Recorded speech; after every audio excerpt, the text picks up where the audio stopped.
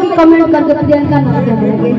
ऐसा ही बोला तो कोनो प्रियंका नाम के लड़की इतना उठा चला के भाग चल और अभी एक हाथी आंचल आपका बहुत छोटा है सब उपाय प्रियंका सगी बड़ा चालू होली कि छोटे को